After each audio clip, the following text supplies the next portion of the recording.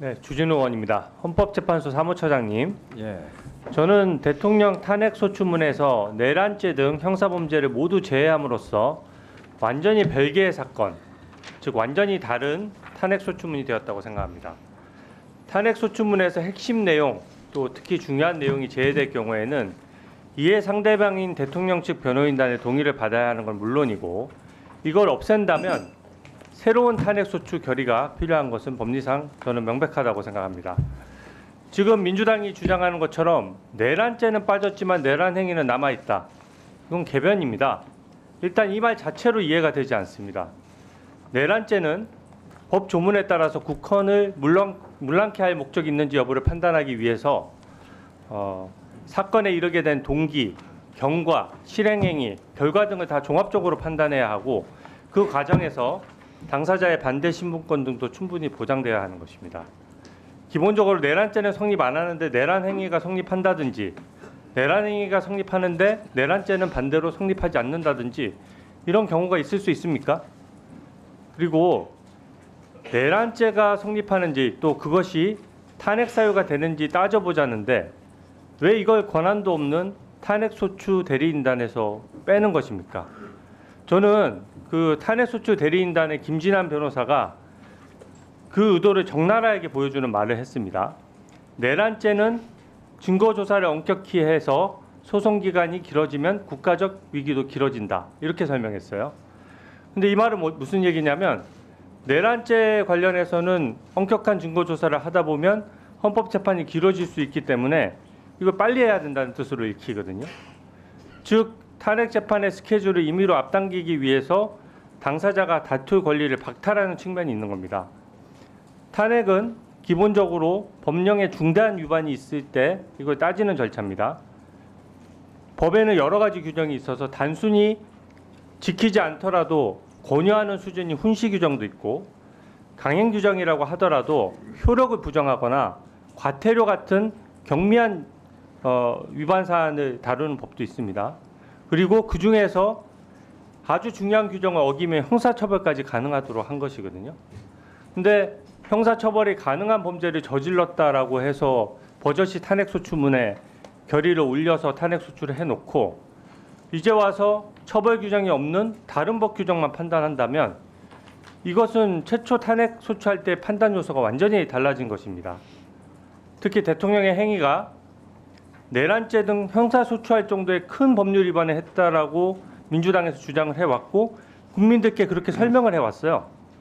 한 달 내내 내란죄 관련된 얘기만 들어왔습니다. 모든 것에 대한 내란죄 관련된 주장들이 난무했는데 이제 와서 뺀다는 것은 설득력을 갖기 힘들다고 생각합니다. 더군다나 저는 좀 우려하는 것이, 헌법재판소에서 문재인 대통령이 임명했던 재판관 두 분의 임기가 4월 18일이면 지나갑니다.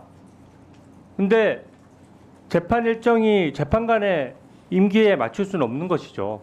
근데 지금 보면은 어떻게든 탄핵소추문의 법적 쟁점을 줄이려고 하는 것처럼 보여지는 부분들이 있습니다. 그렇기 때문에 공정성을 잃고 재량 범위를 벗어났다는 지적을 하는 것이거든요. 일종의 탄핵소송은 일부 이 내란죄를 빼는 건 일종의 탄핵소송의 일부를 취하하는 것이기 때문에 이해 상대방과 소를 제기한 측인 국회가 동의해야 되는 것이 정말 당연하다고 생각합니다. 그리고 제일 큰 문제는 헌법재판소와 이게 탄핵소추 대리인단 간에 사전 교감이 있었다는 정황이 있다는 겁니다. 일단 민주당 입장에서 탄핵소추 대상이 될 내용 중에 내란죄는 제일 큰 부분이거든요. 일단 재판부의 권유나 교감 없이 혼자서 갑자기 이렇게 했다는 것이 이상합니다. 탄핵 사유의 거의 80%가 날아갔다는 것이 지금 대통령 변호인단의 주장인데, 핵심 부분이 저는 몇 퍼센트인지 말할 수는 없어도 핵심 부분이 달라진 건 저는 확실하다고 생각하거든요. 제가 그 2차 변론기 내용을 한번 살펴봤습니다. 이게 당시 녹음 녹화가 됐던 부분이죠. 근데 그때 그 재판관께서, 헌법재판관이 지난 준비기일에 형법 위반 주장과 관련해서 헌법 위반으로 재구성하기로 했느냐, 이렇게 질문을 하니까 국회 변호인단에서 어떻게 답변을 했냐면, 재판부께서 그 유형적 사실관계로서 정리를 해주신 것으로 이해했다. 그리고 또 중요한 말을 했어요. 헌법재판이 형법 위반 여부에 매몰되는 것을 방지하기 위해서 헌법 위반만 다루겠다. 이 말은 뭐냐면 형법 위반 사건을 다루다 보면 재판이 늦어지니까 헌법 부분만 다루겠다는 뜻이거든요. 근데 그 빨간색 글씨에서 보다시피 그 탄핵 소추를 담당했던 이 경험 많은 변호사가 그것이 재판부께서 저희에게 권유하신 바라고 생각하고 있습니다. 그러니까 이 변호인은 그렇게 느낀 거예요. 변론 준비기일이나 내용이나 여러 가지 소통 과정에서 재판부께서 재판부가 그 형사 재판은 너무 길게 걸리니까 헌법 재판으로 다뤄서 형사적인 처벌 여부에 대해서 판단을 안 하는 것이 좀 유리하겠구나 이렇게 생각을 한 것입니다. 그 다음 페이지 보여주십시오. 이걸 보면 지금 이 탄핵소추 대리인단의 말이 있은 이후에 바로 헌법재판관이 정리를 합니다. 개헌과 관련한 일련의 행위가 내란죄, 직권남용죄, 특수공무집행방해죄, 형법상의 범죄에 해당한다는 주장은 철회한다는 그런 취지냐고 바로 확인을 하니까 또 탄핵소추 대리인단에서 지금 사실상 철회한다는 주장입니다라고 해서 바로 다 정리를 하거든요. 저는 어떤 식의 소통 방식이 있었는지 몰라도 이게 지금 탄핵소추문의 핵심 내용이 형법 위반이고 그게 탄핵소추 대상자의 형사처벌, 쉽게 얘기하면 감옥 갈 사안이라고 국민들께 설득해서 탄핵소추 결의문을 받은 것 아닙니까? 그래서 이 부분에 대해서는 헌법재판소가 판단을 해야 되겠지만 헌법재판소 주석서나 기존 법리에 따라 충분히 판단할 수 있거든요. 그래서 이 부분에 대해서는 확실하게 그 입장을 밝혀주시기 바랍니다. 이 부분에 대해서 특히 탄핵소추에 대해서는 국회가 새로 결의를 해야 된다고 저는 보여지는데 어떻게 생각하십니까? 지금 그 의원님께서 잘 아시다시피 지금 이루어진 보여주신 것은 공개된 그 준비기일에서 다 오고 간 내용들이고요. 그리고 그 심판이 공정하게 이루어져야 된다는 원론적인 말씀은 당연히 드리고요. 그리고 지금 이제 말씀하신 부분에 대한 최종적인 결론은 재판부에서 물론 할 것이기 때문에 이제 그 부분은 좀 지켜봐 주실 것을 당부드리고 싶고요.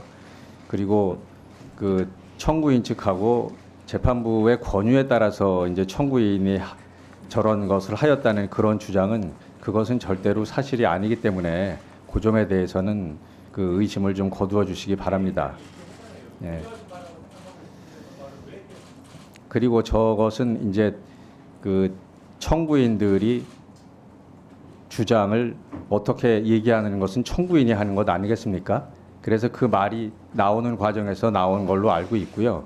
그리고 방금 그 의원님께서 말씀하신 그러한 모든 주장은 피청구인 측에서도 그 개진하고 있는 것으로 알고 있습니다. 그리고 이 문제가 상당히 논란이 되고 있고 그리고 지금 말씀하신 부분이 심리에 굉장히 주요한 부분으로 지금 다루어지고 있거든요. 그래서 그 부분에 대해서는 최종적인 판단이 재판부에서 나올 때까지 좀 지켜봐 주시기 바랍니다.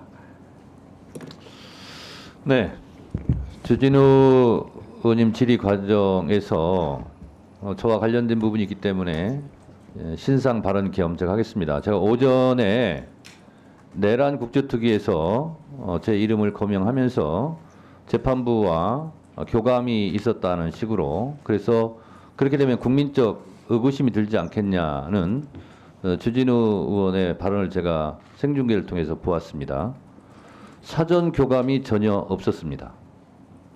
그리고 헌법재판소 재판관들 어느 누구하고도 제가 만나거나 전화 통화를 한 사실이 없습니다. 그런데 왜 저런 발언을 할까? 나름대로 제가 추측해 보건대 헌법재판소 1차 준비 기일 때 쟁점 사항을 정리하는 과정에 있었습니다.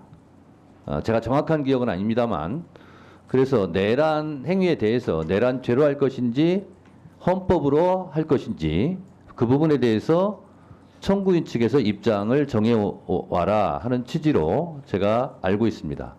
그래서 저희 소송 대리인들이 그 부분에 대해서는 내란 행위로 탄핵소추 안도 의결이 됐기 때문에 내란죄로 하다 보면 실제로 헌법재판소는 헌법재판을 하는 거기 때문에 사실상 내용이 동일하기 때문에 사실적 내용은 남고 내란죄가 아니라 내란 행위에 대한 헌법으로 판단을 받겠다. 그래서 사실상 철회한다. 이렇게 발언을 했고요.